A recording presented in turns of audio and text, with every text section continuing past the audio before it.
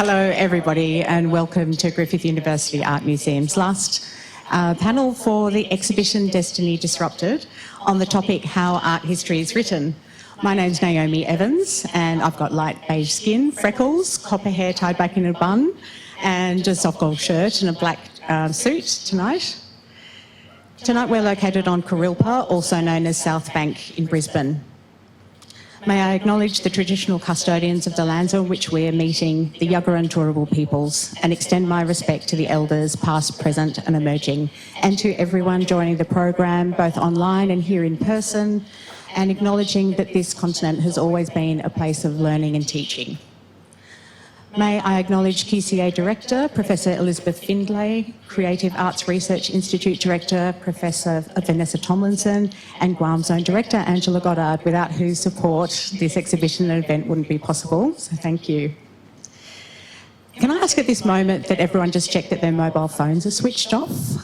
That would be great. And just to remind you that in case of emergency, we've got two exits in this space, the door through which you entered and the door just to stage right here. The way our program's going to work tonight is that the panel discussion will happen for about 45 minutes, and during which time we've got public comments switched off for our online viewers, but we'll be in the background moderating questions, and we'll come back with question time and we'll share as many of those as you can. And please feel free to think about some questions that you can ask from the audience as well. Now let's begin. It's a great pleasure to welcome tonight all our panellists. It's been a wonderful experience to work with Noor Shkembi to bring Destiny Disrupted, a Granville Centre Art Gallery touring exhibition to Brisbane. Noor is a NAM-based curator, writer and scholar who's produced and curated over 150 exhibitions and community engagement projects nationally. Her previous exhibition, Soul Fury, was presented at Bendigo Art Gallery, and she is really active across many boards and committees, including as advisory board member for the multi-year art history project, Decentering Australian Art, beyond the fixed canons of Australian art through the Australian Research Council. Noor is also a fellow in the Centre of Visual Arts, the University of Melbourne, where she's also a PhD candidate and where she lectures on curatorship. So Noor will be leading the discussion today and will introduce all our guests, so please join me in making them all welcome. Thanks so much, Naomi. I too would like to acknowledge the traditional owners of the land where we're gathering here today and acknowledge that sovereignty has never been ceded. I would also like to thank Dan and Naomi and all the team at Griffith University Art Museum and Director Angela Goddard for making this all possible and supporting Destiny Disrupted, travelling to this beautiful space. It's been a real privilege working with you all.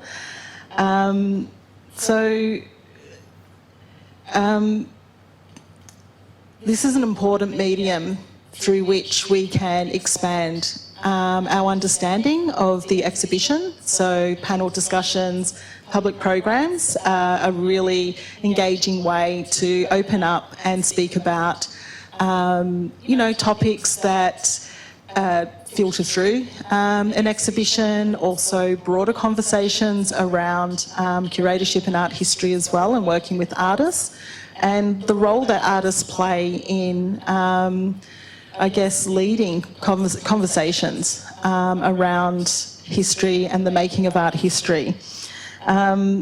So tonight we are joined by Destiny Disrupted artist Shireen Taweel and Abdul-Rahman Abdullah, who's joining us on Zoom from Wajjuk Noongar country in the Peel region of Western Australia. And it's my great pleasure also that Dr. Leila Honari, who's based here at Griffith University, is joining us on the panel this evening as well. And I'll just read their bio so you know a little bit more about who they are and what they do. So Shireen Taweel, just to my left here, in a lovely blue shirt, is a Sydney-based artist working on Gadigal land. Shireen's practice reflects diasporic landscape of cross-cultural discourse where shared histories and fluid identities inform the construction of future representations of the sacred. Through the progressive use of heritage arts and techniques, Shireen's most recent work rests speculative astral architecture upon a diverse foundation of past celestial technologies. So Shireen will be able to talk more to this through the work that she's showing in the exhibition, Devices for Seeing. So we're looking forward to hearing more about your explorations. And further to my left is Dr. Leila Honari, who leads the art direction major in the Griffith Film School's animation program. Leila is an animator of Persian background. His first profession was as a designer of traditional carpets. Her principal research interests lie in the field of cultural and historical animation. She focuses on making animated projects that weave social, cultural, cross-cultural and historical themes within a symbolic context, examining motif and metaphor in relation to animated storytelling, using hand-drawn, painterly and pattern techniques. Her practice-based creative art research extends across the subjects of women's studies and migrant arts in the field of animation. And on screen joining us via Zoom is Abdul-Rahman Abdullah. So Abdul-Rahman is an artist living and working on Wajjuk Noongar country in Western Australia, working primarily in sculpture and installation. He explores the intersections of identity, culture and the natural world. Living and working in a rural environment, his practice offers an alternative perspective across disparate communities.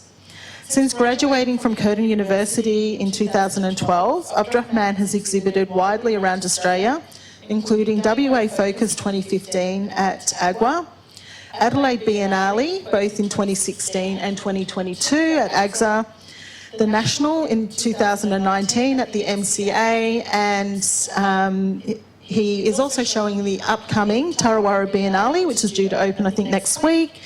And he is currently undertaking a fellowship with Regional Arts Western Australia. So welcome to you all. Thanks for joining us this evening.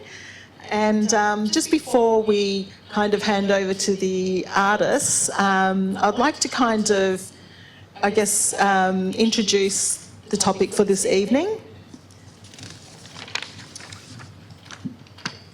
But before doing so, I'll give you a little recap of Destiny Disrupted. So 11 Australia-based artists foreground the power of storytelling to convey personal histories and explore social, ethnic, spiritual and political contexts. Text and counter-narratives in the works of art strategically undermine media messages and racism. Artists also demonstrate how the reframing of events through visual art, referencing literature, spirituality or mythologies, can offer alternate ways in which to understand the present. The concept of artists as witness, agitator and social agent is recurrent across Destiny Disrupted. Through the mediums of painting, sculpture, photography, poetry and video installation, artists share knowledge and understanding, opening new narratives for our future. So now we'll turn to tonight's discussion. And, tonight we're going to be looking at this idea of art history and curatorship and the way in which we engage and document the material and visual culture that connects to a way of life, knowledge systems and culture outside of the European canon. So I would like to argue, really, that the brilliant work that artists undertake must be matched with scholarship, engagement and documentation that is true to the work that is being created. This is art that is immersed in our shared cultural landscape. And to not do this work is an active omission of entire portions of history, resulting in the erasure of multiple narratives. So when we're not looking deeply and connecting with artworks that don't sit comfortably within what we refer to as the Eurocentric canon, we are in a way actively omitting history. So when thinking about this issue more broadly across the intersections of marginality, gender, race and class, there is a persistent question in relation to whether working inside the notion of a global art history is the solution? And in doing so, are we properly considering the problematic of essentialising marginalised artists, or looking at the counter notion of Gayatri Spivak's strategic essentialism? So Spivak's theory suggests a temporary act of stable identities coming together is doing so as an act of solidarity for the purpose of challenging hegemony of the so-called global art world. So the question here is this the way forward? For contemporary artists, particularly artists working within the context of their cultural heritage at the intersections of race and gender, the notion of renovating the canon of art history poses an extraordinary challenge. The questions we hope to explore this evening include: how can contemporary artists be part of the reshaping of art history? And should we instead focus on the notion of a different type of history made by the narratives, aesthetic concerns and autonomy valued by communities in the present? So our first question goes to you, Shireen. So I'd like to refer to your work showing in Destiny Disrupted, Devices for Seeing. There is a strong link to traditional coppersmithing practices, Islamic art and contemporary influences. Can you share with us the details behind this work and how important it is for you to define the multiplicities found in your practice? Thank you, Noor. That was a really amazing introduction and so many incredible questions. So Devices for Seeing is a pair of sculptures that you would have seen in the exhibition on the round plinth, and they're hand-formed with sheet copper, and that's a material I have had a long inquiry of experimenting in that practice for 10 years now.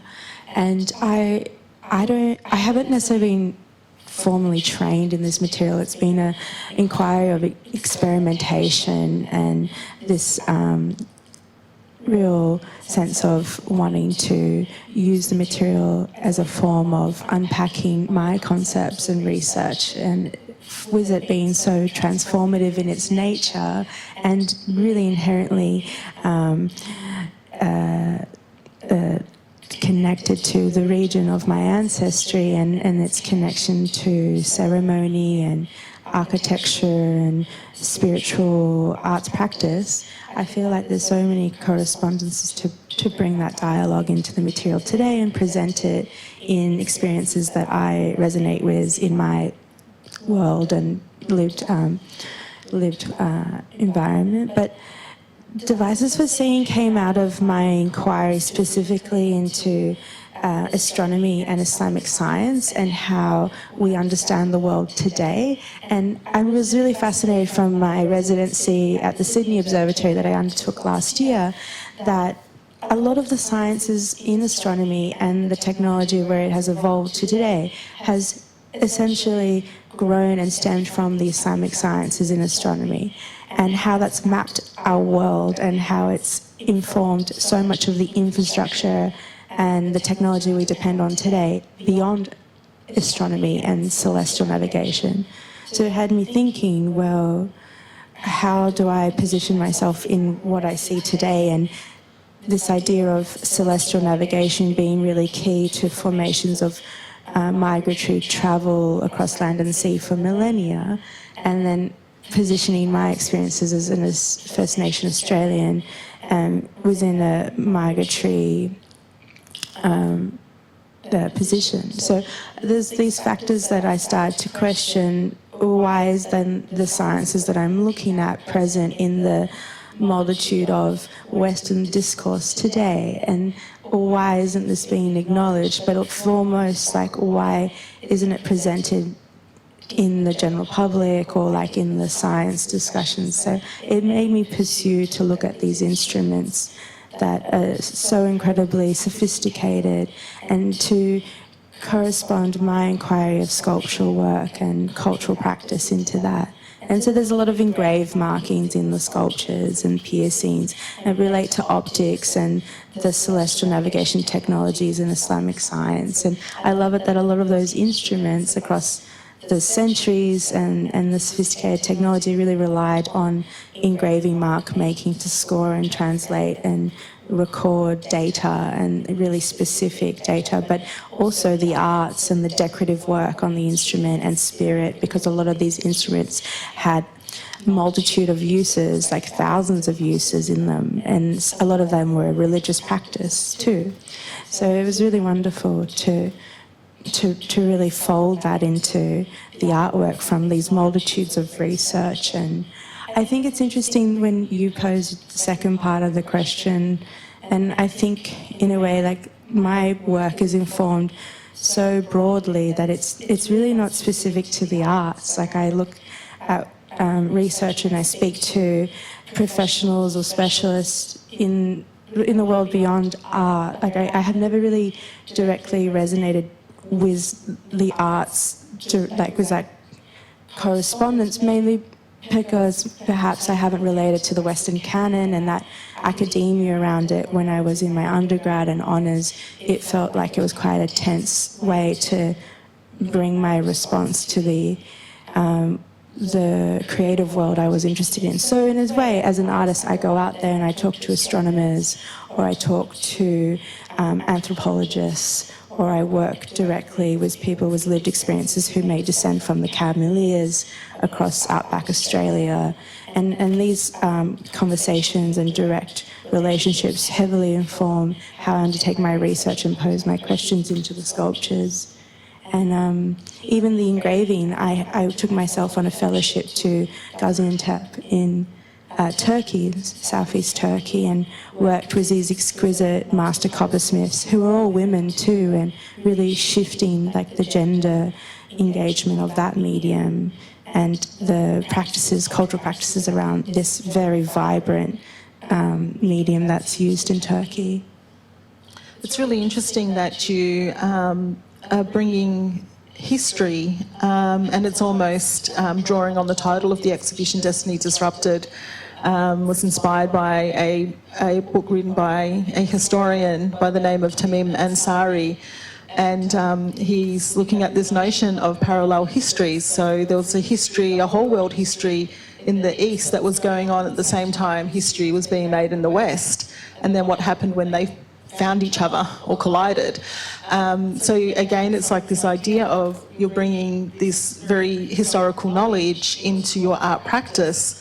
And that's sort of challenging, as you say, the canon, or the way in which we look at art from a Western point of view. So it's just really interesting, though, that you are doing this almost independent from the canon, because you didn't find yourself in there, a reflection of yourself in there. So it's like this search outside of that, and returning to historical roots that are directly part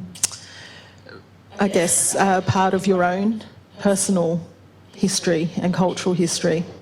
Yeah, absolutely. And I think that's what's really important, is how the artworks are engaged and they're receptive to an openness, because they won't directly align with one's 101 understanding of fine arts. There's so many cultural factors that speak into my practice. It's interesting. Even as Shireen was pointing out, some of the instruments, so the astrolabe, for example, this traditional navigational instrument was all highly decorative. So, it was almost a merging of science and art, and that's kind of something that we're hearing a lot about now, but this has been a practice for hundreds of years, over 1,000 years within Islamic tradition. So, it's just a really interesting meeting of science, technology and art, and that you're bringing this back through your practice in a contemporary way. Yeah, and also culture and ceremony and spirit, they're all entwined. And I think that's what we do as creative makers and as artists, and it's really fascinating that I'm at that. I'm really invested now in the sciences, but for me, like, they've been completely fused together, for sure. Yeah. So we'll move on to our next question with Abdul-Rahman.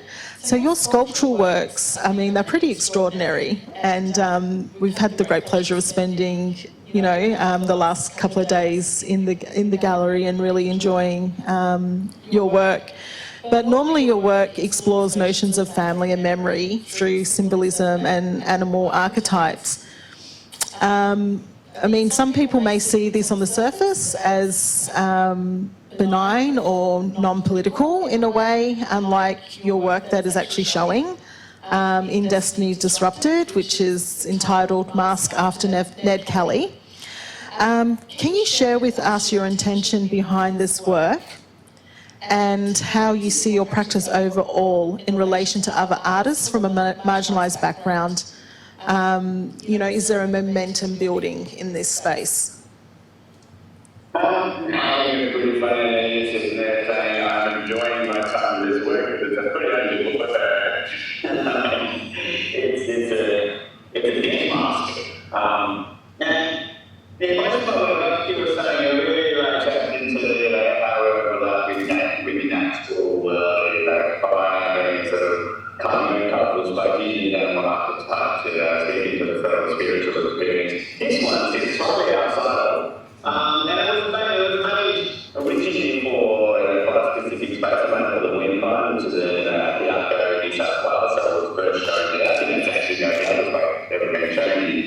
And that was quite an just of being just because it's Ned Kelly, and that is in this Australian Temple of Glory where this country likes to self-mythologize itself.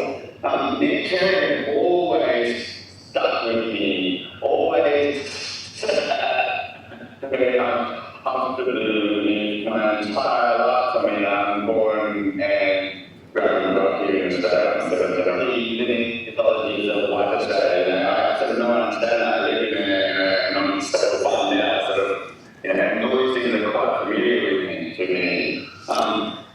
Abdul-Rahman, if you can slow down a little bit while you're speaking, because there's a little bit of a delay. Yeah, there's a little bit of a delay, and it's just getting a little bit hard to hear. Thank you. Thanks. I mumble quite a lot as well. So,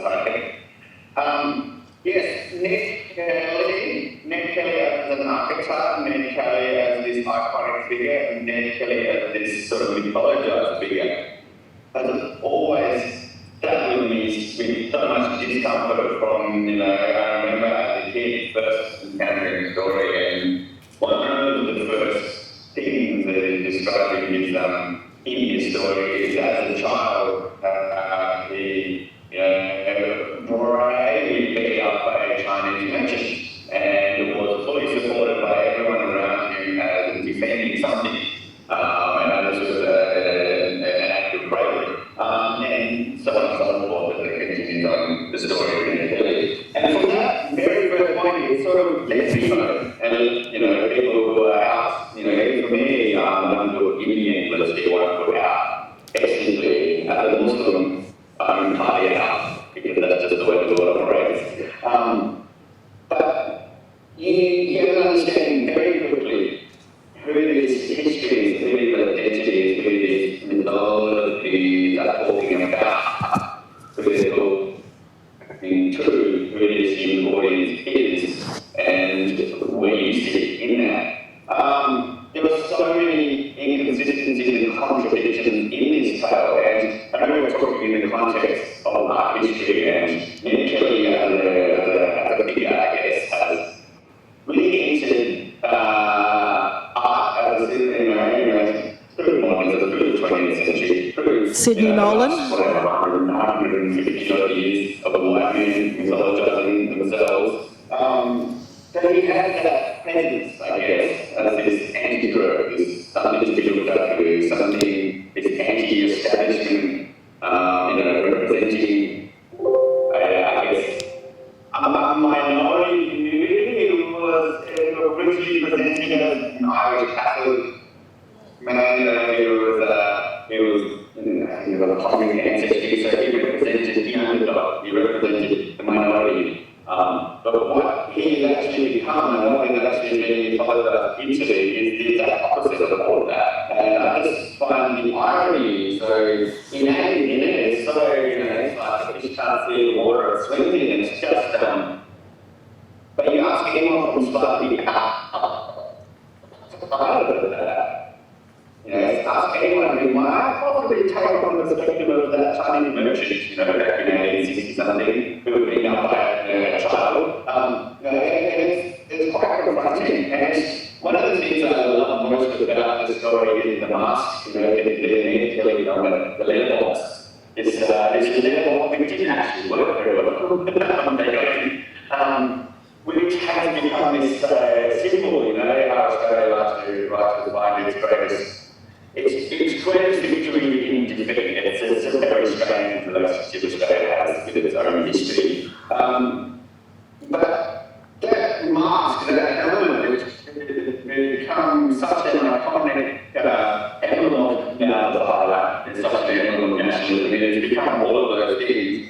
Whereas the reality is, the cast of his head, you know, it's a very macabre Victorian matter of death masks, you know, for my English, it's there, it's right there in the National Portrait Gallery. It's on permanent display, it's in a vitrine. I remember, you know, once I realised, and I'm well into now when I realised that the cast of the actual head, not the mask, not the beard. There's quite a few quite famous photos of the quote, the beard, you know, the look. But his actual face was there recorded, you know, at the imprint.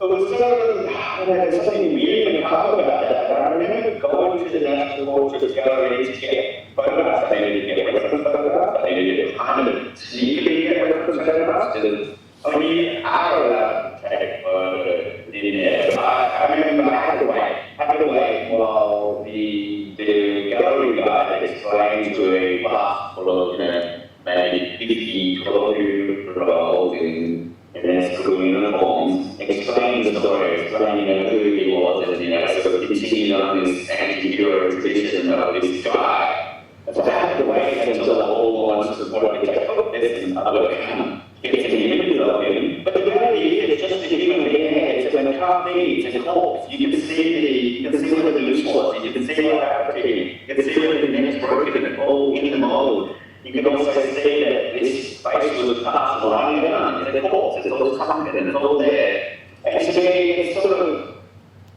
it was almost a metaphor for how this country has to describe itself. Like, none of these things that have happened, the atrocities, the violence, the terrible violent history, none of it is hidden. The scars are there in the people, the scars are there in the land, the scars are everywhere. So many built on grave sites, you know, built on Italy. It is right there, yet the story being told is, you know, one of grandeur, one of mystique, one of building up this mythos around a history which is sort of like, you know, it's looking at it from slightly outside, just one step removed. So I believe you ignore and just to hear it, you know. And I think, yeah, this is one way of looking at it. It's just taking one archetypal figure and it's taking an archetypal figure which is, you know, in this context, unusually from the bottom, you know, this is a low class human being from the day. This was like the bottom of the white rung. But when you take one step out of that, all of those historical figures that we lionize, that we put on, you know, pedestals, that we raise up, how many of them have so much literal blood in their hands? Some of them were literal psychopaths, they were murderers, they were killers. Yes, these are the people who were against us, you know, telling the story of a nation, one beer at a time. You know what I mean? Yeah. So, I really want to take that figure, put it in the archive in that level, and, you know, with that text, the text is so cool to go with it. So many people will see my version of what this guy represents to someone who is not old man, but someone who the story does not describe, I guess. Get rid of it, that's me talking about my name, Shireen. Sorry, Steve, Nolan. Yeah. Again, it's like a really great way that art, you know, retells history, and then there's that other layer where that art that's doing the retelling is then written into art history or challenges those notions of art history. So there are so many layers to the work that you do, and Shireen as well. And just behind us on the screen, I'm not sure if you can see, we've got a couple of other sort of images. There's Burak, there's the Stingrays, Pretty Beach, the work Pretty Beach. And I believe that's the work that's currently going into Tarawara. Yes, that's a bit of a sneak peek. A little sneak peek, everybody. So it hasn't opened yet. You're getting a first in. It hasn't opened yet. Next week. That's a work called Tanpa Simpadan, which means without borders and like that. And again, that is it's almost, we don't need to build these myths. They already exist, you know. And this work is about that saltwater crocodile. Whenever we have shared space with these animals, we leave, and we didn't have to share space with these animals. They into the foundational mythology of the people whose space they share because they just demand it. We're in the presence of these sort of literal monsters, and I think that as human beings, we see ourselves reflected in that because of that territorial violence that they represent. It's an apex predator.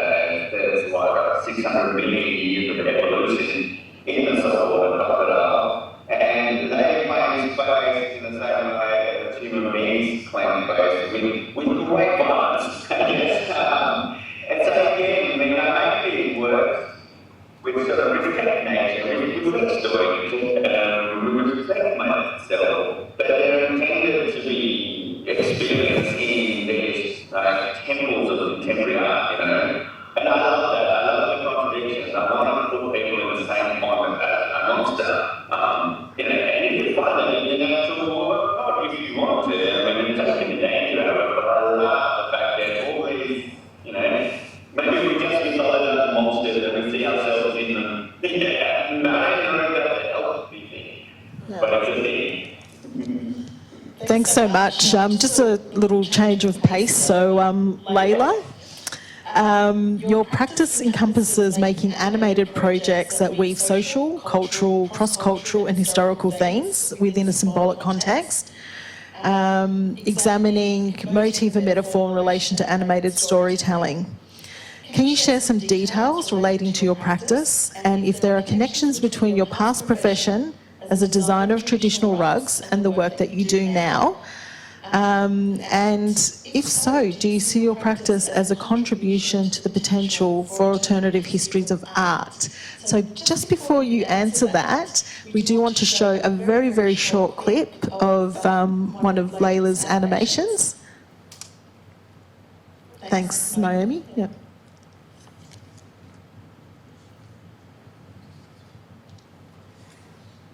We've lost it. It's not a great talk unless there's a technical difficulty, so it's all good. We get to see all the great art again, so it's...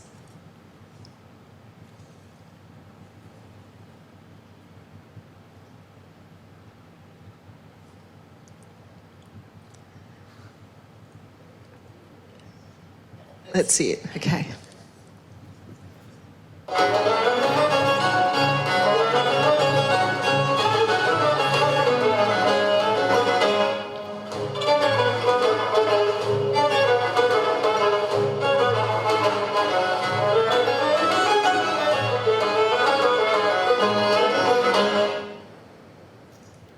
Beautiful. Okay, so I'll just give you that question again. Do you see your practice as a contribution to the potential for alternative art history? So we're like looking at this sort of connection between your past profession as a traditional rug designer and this very different medium of animation. Can you talk us through that? Hello, everyone. Thanks for coming to this panel. And I also would like to thank Noor. Closer? Yep. Would like to thank Noor, and also would like to thank Griffith University Art Museum for inviting me, especially Angela. I think I should say a little bit about my past journey in art, so I can give you some ideas about what I have done. I studied handicrafts for my bachelor degree in Al-Zahra University of Tehran, where I learned about traditional arts of Iran, and I practiced it too. It was a 4 years bachelor degree that for the first 2 years we had to learn about many different handicrafts of Iran, like metalworks, like wood, like textile, like printing on textile, like carpet, rug, gleam, designing, and even calligraphy. It was just overall things that we practiced all of them. In the next 2 years, we had to focus in a major. We had to choose our major, which I went to pottery, and I like work with clays and ceramic. And then I realized, no, I want to draw. There's something missing, and I changed my major to carpet designing and miniature painting. For the final year for my project to be graduated, we had to create a practical project, which I created 7 carpets for Attar's Conference of the Birds. I always love literature, and it is my first point of inspiring myself to create a new project.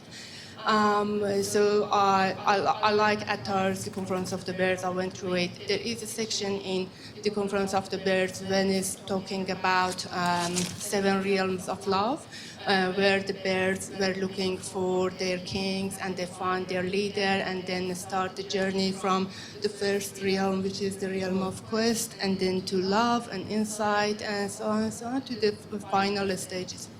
And I designed the 7 carpets for this project. In 2010, I came to Australia to continue my study. It was a time that I needed to make money too, and I wanted to work on the industry, but I realized that not much carpet designing job will be for me here, because when I say, oh, I'm a carpet designer, and everyone thinking I'm talking about this carpet. And oh my God, so it's completely different things. And then, I was also doing miniature painting and illustrating for books, children books.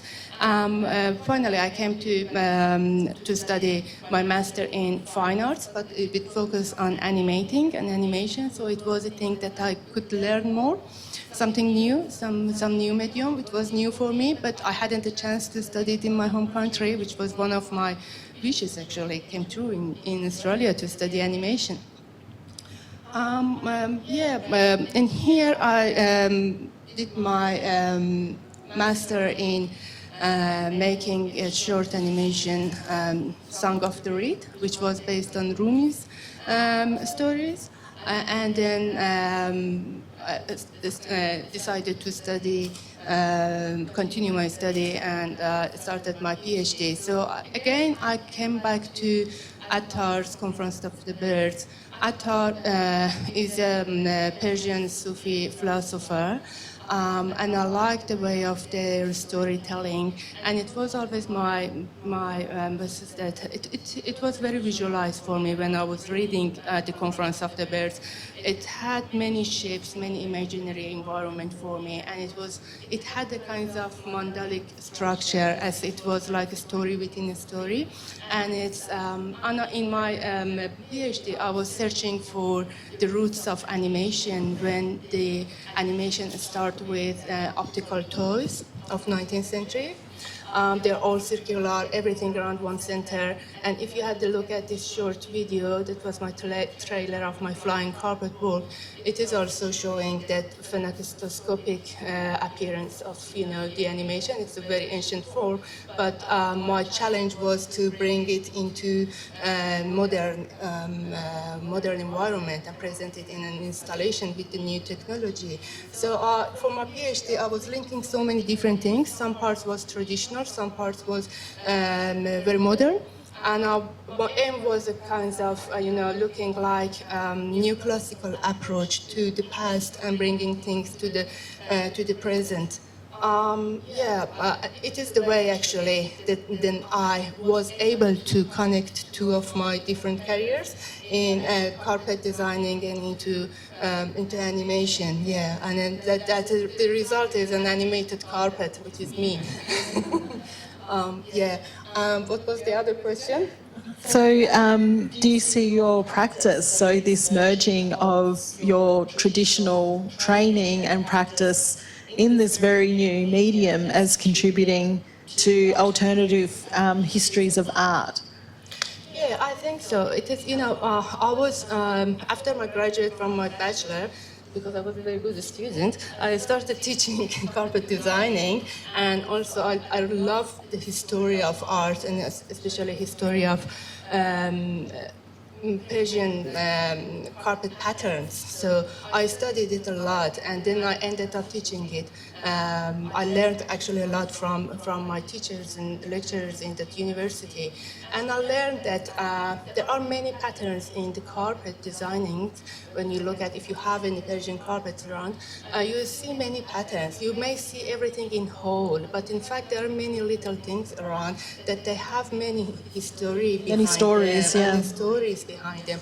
And I learned that how, for example, a pattern, a motif, which was used to weave in a rug in east of Iran, traveled to the west and change its meaning and color and find new meaning. It is like, for example, east of Iran, the weather is very dry. They had to move to find a better place to live in around the forest. Nomadic, yeah. They have changed the things and the meanings actually with that way. So yeah, the history is written by this way, and I think we are actually the same. I'm always thinking I'm that pattern. I'm making that changes. Yeah. I land in this new land with my own pattern, which are very new to you, but it's not new to me. I am just translating it from my very inner side and from my cultural heritage, what I remember for Australian. What I made is based on that, and I think that's the way that history is written. Yeah, so this idea, I guess, of diaspora artists, migrant artists, refugee artists, artists from outside coming in and bringing in these new traditions, bringing in, I know Abdul-Rahman, you also in the material that you use and the wood that you use, it's wood that's native to your family, your familial kind of past through your mother's side. Can you tell us a little bit about the material in your practice and how that kind of in a way embeds history, and likewise the question for you, Leila, and Shireen as well. Yeah. I kind of didn't, I forgot to mention that. There were several carpeted wood things. Actually, that's really what I do most of my work in, and I'm not finished with it yet. These ones are carpeted, which is from Indonesia, which is, my dad is Australian, white Australian, and became Muslim in 1970, I think. My mum was always Muslim, my mum's alive. But yeah, I really love the idea, like Shireen said, that we're putting ourselves through processes, literal processes, that Hold on a second. they work with these materials, they're familiar to us in other ways, and that just, I don't know how you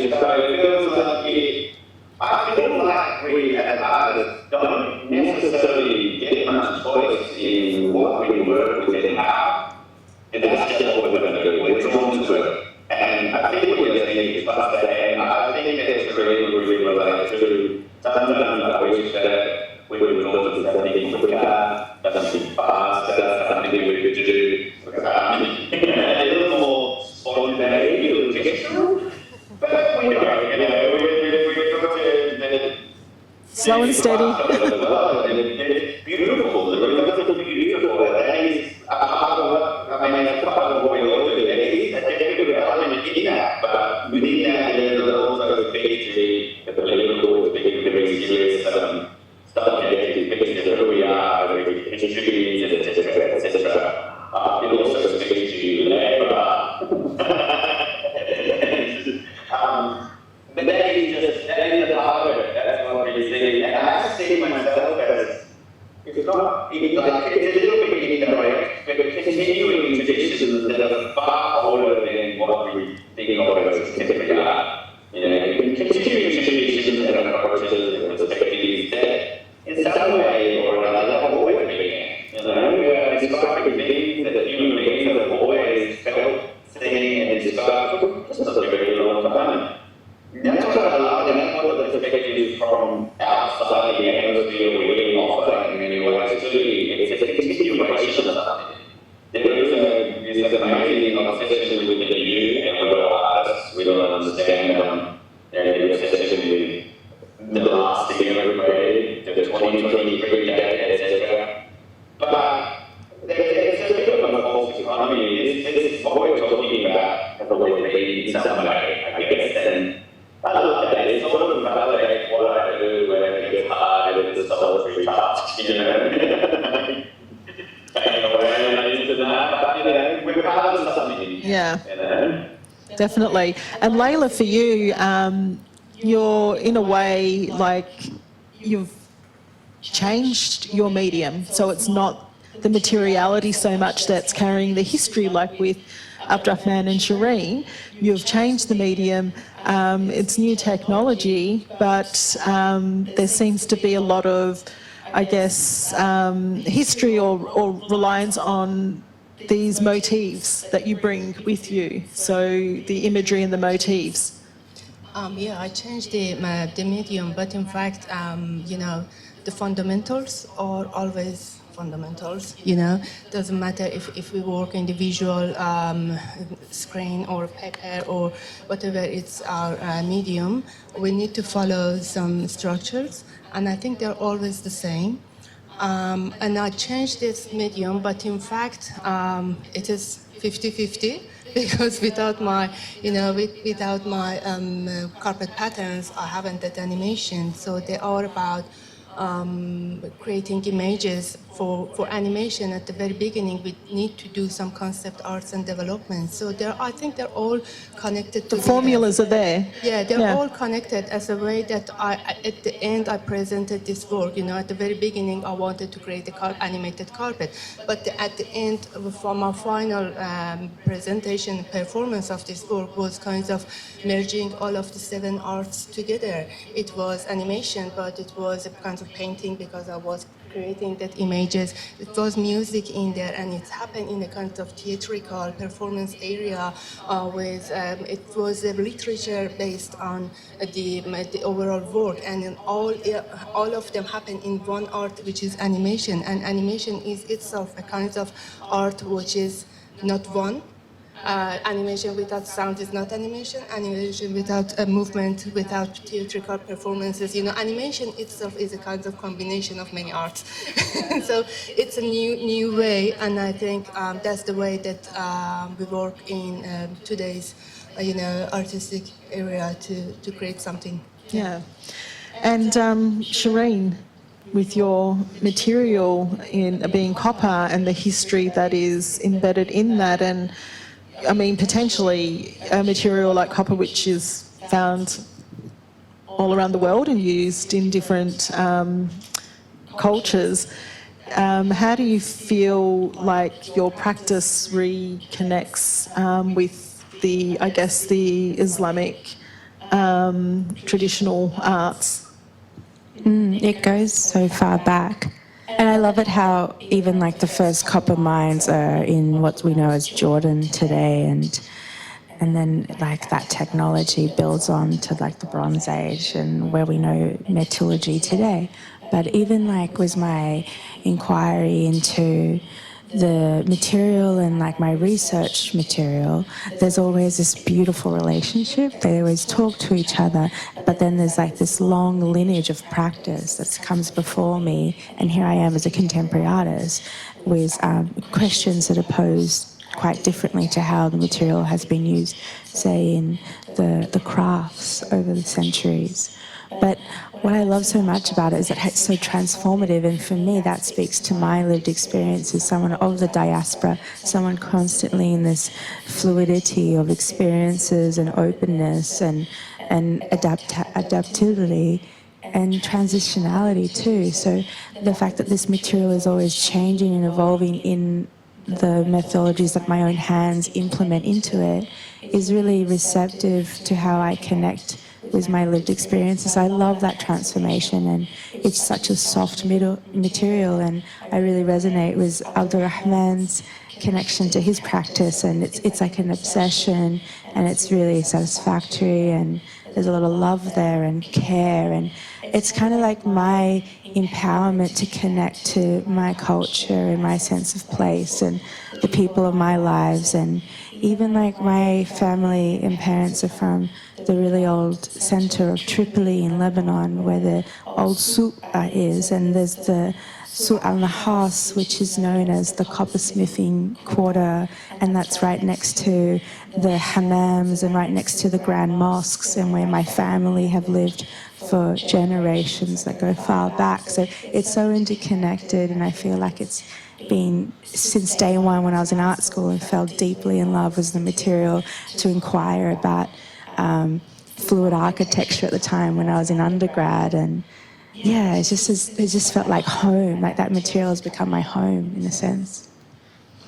I think we've got some questions from the audience. I'm getting a little nod from Naomi, or we're running out of time. Which one is it? We can open up to questions if anyone would like to contribute, as we are running closer to time. Okay, we one in have the a audience question that I can share from the online chat. Thank you. It says, read a history of violence, and this is from Philip George, a participating artist. Read the history of violence, the Ned Kelly image and its history of violence. It's no surprise that we have a figurehead, i.e. ex-PM John Howard, that 20 years later is still not convicted for his international war crimes. Given this week's meetings between Russia and China, could we be seeing the multipolar system starting to take hold? If so, could we hope to see the American Zionist hegemony in the West Asia challenged and an alliance focused on peace, development and the dismantling of apartheid start to dissolve? That's a big question. Yes, it is. How do we even answer that in the 5 minutes that we have? Are we answering this through art, or are we how are we answering this question? I think there's a focus there in the end on peace, actually. Yeah. Acknowledging that there's much discord in the world. That's how I would trim an epic. Okay. Something about that you mentioned, Leila, which might be a nice bridge, is, I guess, this notion of translation.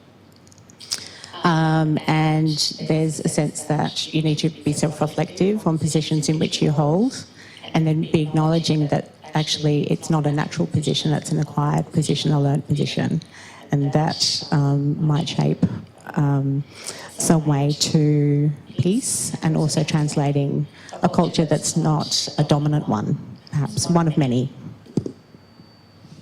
Would anyone on the panel like to have a go at answering that question, which is really big, really interesting, and actually really quite important, and maybe something that Naomi's touching on, the translational and the way histories can move through a single art practice.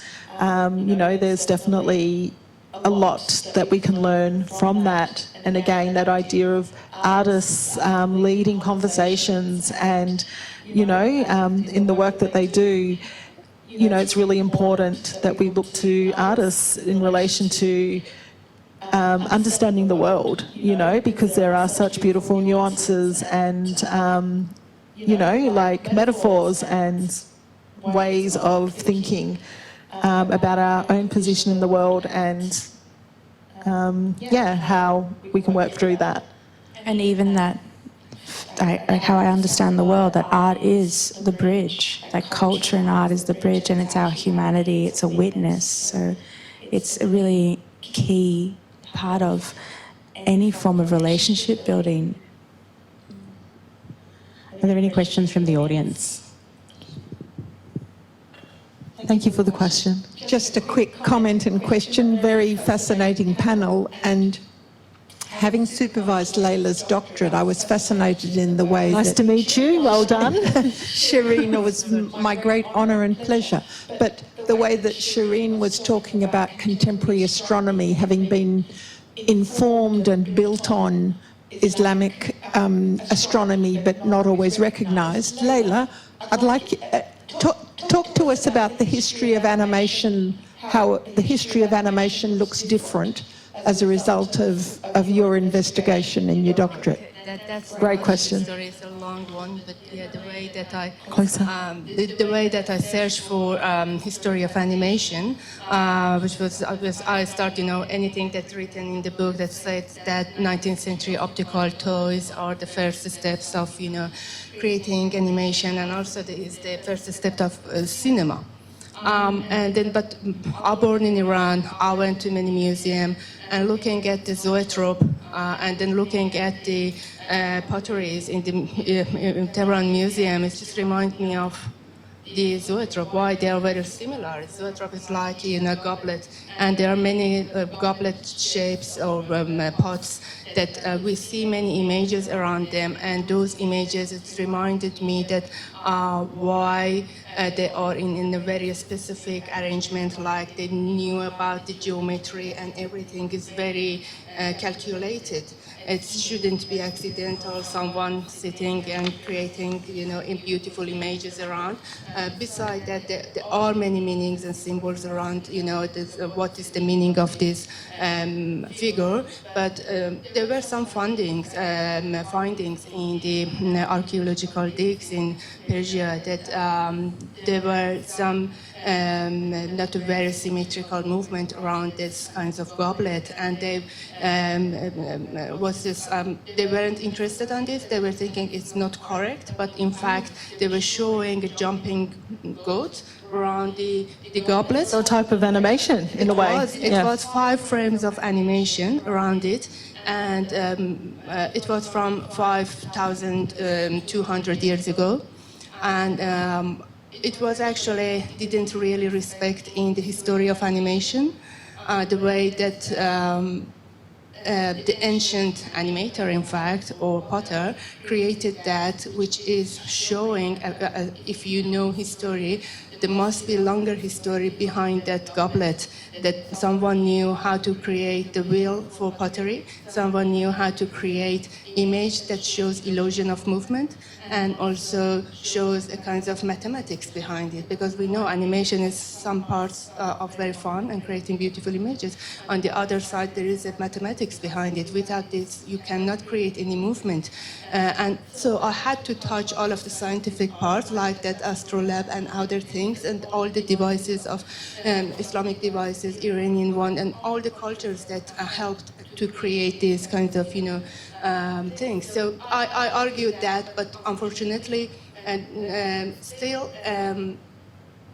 isn't respected very well in the history books, especially very well written and very recent animation books that are focused on history of animation, but they ignore that part. And it was very challenging also for me. It takes 4 years. I couldn't still publish my article where I talk about and I prove the movement based on all the animation principles. It is very difficult to get into the Western written history for animation, because animation is the kind of art that every country claim it. Yes. That's a way. It is another part of it is very. It's the omission of, right? Yeah. But this is another thing, and it also needs another panel. Yeah, but I totally hear you that so many histories are marginalised and ignored or shut down. And, you know, you're one of many scholars, many artists that work outside of these, I guess, safe spaces or known spaces of the Western canon and art history canon. And it's really important work, what you're doing, and each of the artists on this panel and many artists are doing in terms of bringing a different perspective, different elements of history into the history that we think we know is to be the history. And it can be really hard and lonely work.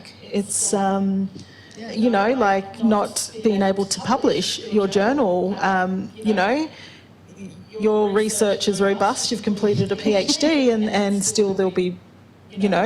it is published in my thesis, but yeah, officially I really like to, you know, but there are many historians in India, you know, who write histories, so I must try more, yeah. But I think that, yeah, we must learn more about our forgotten history first, especially those who are from with different backgrounds. You know, we're bringing something new, something different here, but because it is new or different for people here, it doesn't mean it is good.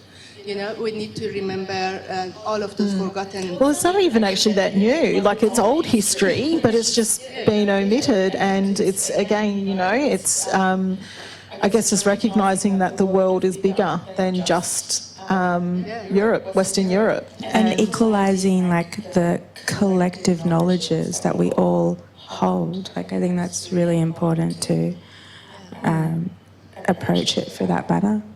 Yes. There are many gaps in between in the history that perhaps some people from different perspectives can add into. Yes, yeah, definitely. We might have time for one or two more questions. Anyone keen to get on the mic? Kind of feels a little bit like karaoke.